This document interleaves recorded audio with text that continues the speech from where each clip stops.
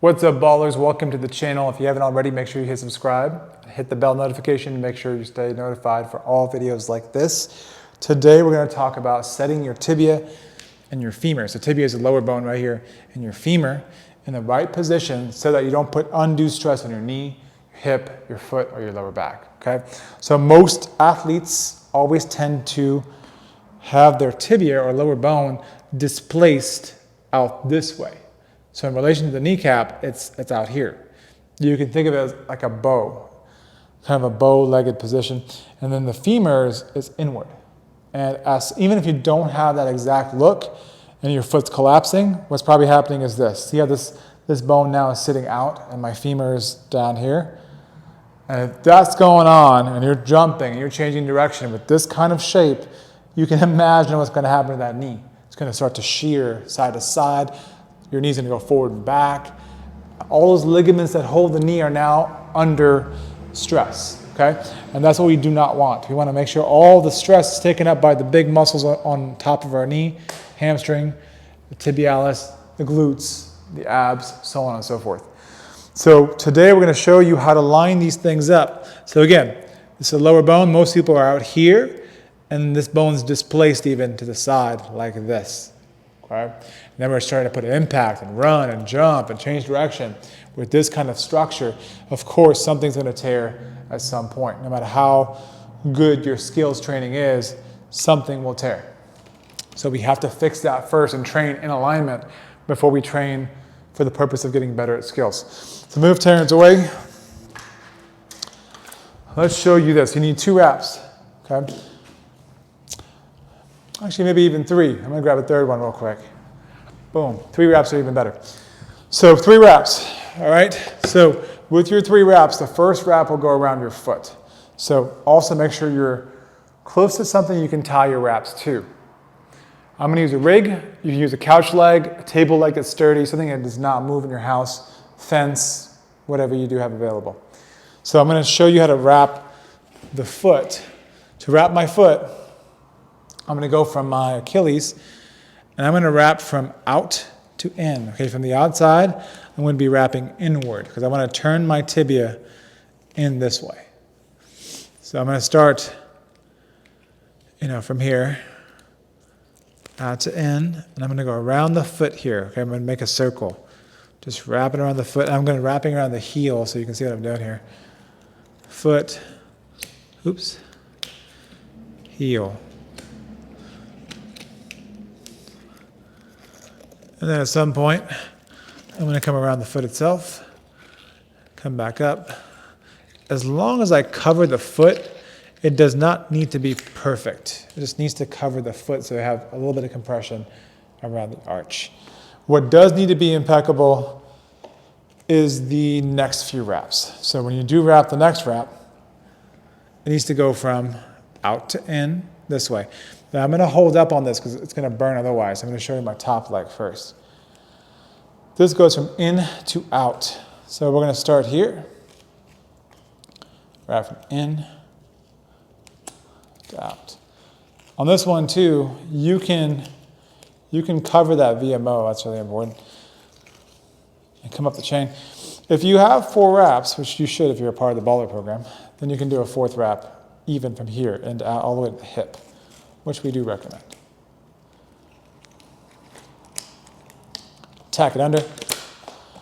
This one goes from out to in, and this one needs to be really nice and taut, so pull it pretty strong. So I'm pulling pretty hard to turn the tibia, right? So I'm thinking of turning it inward like that. Of course, there are 2 bones in the lower leg, there's tibia and fibula, but I'm just going to use tibia because it's easier landmark for a lot of you guys.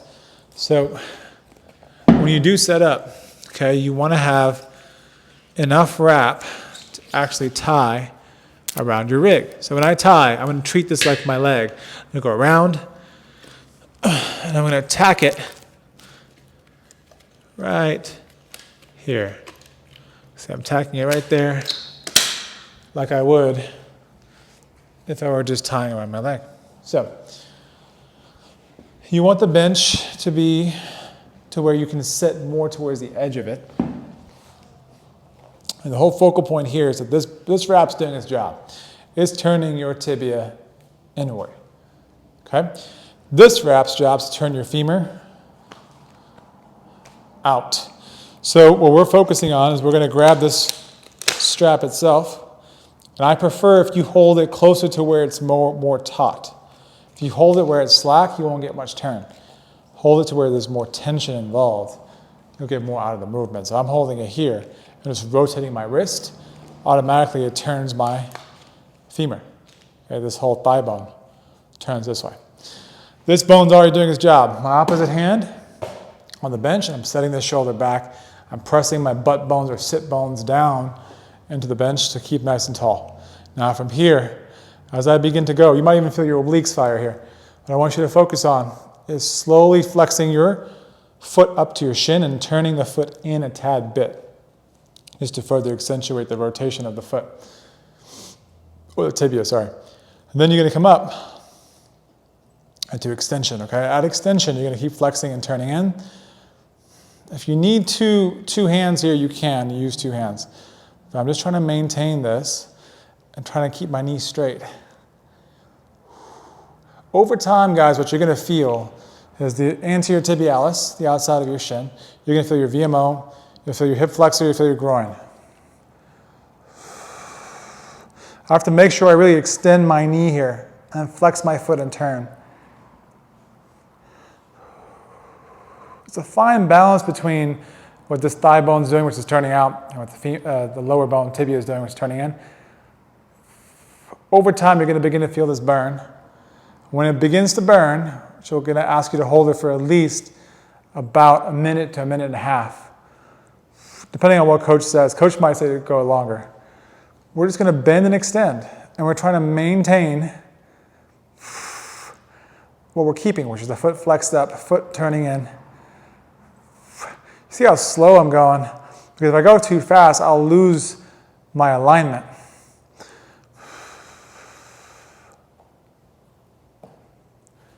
This is definitely harder than it looks, especially if you go slow.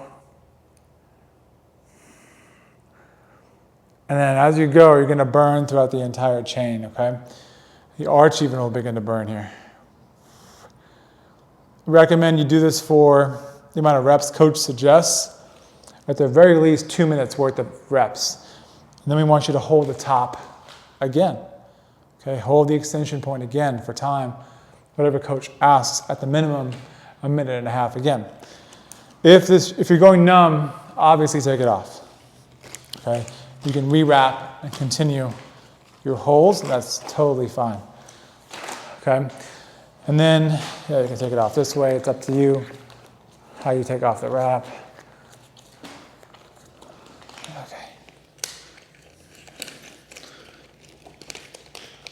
Make sure you watch our how to wrap video to re-roll this stuff. Okay, you can be more effective when you re-roll. And when you get done, you'll feel, go and stand up, and you'll feel the difference in your knee. If you just bend your knee over your foot, you'll feel like it's tracking differently. It's no longer tracking out too much, no longer tracking in too much. It'll feel like it has range of motion in whichever direction you want it to go. And when you do take it over your toe, it'll feel like it's secure. You won't feel pressure around the knee. You'll feel like your muscles are supporting it around your quad, glute, hamstring. So walk with it too. When you do walk, you'll feel like your foot's not overly flailing out.